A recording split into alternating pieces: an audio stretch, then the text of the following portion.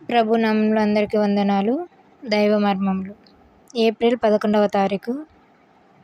లూకాసు వార్త 18వ అధ్యాయము 1వ వచనం. వారు విసుకక నిత్యము ప్రార్థన చేయుచుండవలెను. మనలో అనేకులము అన్నావలే ప్రార్థించుచున్నాము.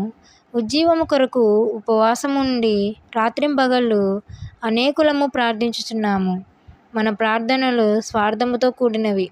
దేవుడు మన సొంత ఏర్పాటు మార్గము ప్రకారము పని చేయవలనని కోరుకుందుము.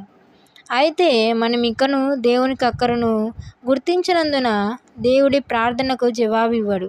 మనకు అక్కర ఉన్నది, అయితే దేవునికి కూడా అక్కర ఉన్నది. మనము దేవుని అక్కరను గుర్తించినదే ఆయన ప్రార్థనకు జవాబు ఇవ్వడు.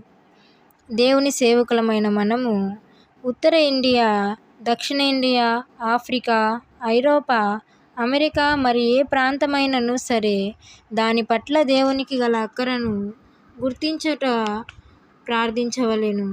ఎన్ని ఏండ్ల క్రిందట దేవుడు ఒక స్థలంలో పనిచేసినందున తిరిగి అచ్చట అట్లే పనిచేయవలనని కోరుట తప్పు. అది మన తలంపు. అందుకే మన ప్రార్థనకు దేవుడు జవాబు ఇచ్చుటలేదు. హన్నా ద్వారా ఎట్లు ప్రార్థించవలెనో మనము నేర్చుకొందుముగాక. మానవుడు లేకుండా దేవుడు పనిచేయడు గనుక ఆయనకు ఒక వ్యక్తి అవసరము. హృదయపూర్వకముగా హన్నా దేవునికి ఒక వ్యక్తిని ఇచ్చెను. ఆ వ్యక్తి కొరకే దేవుడు వేచియుండెను. ఆమేన్.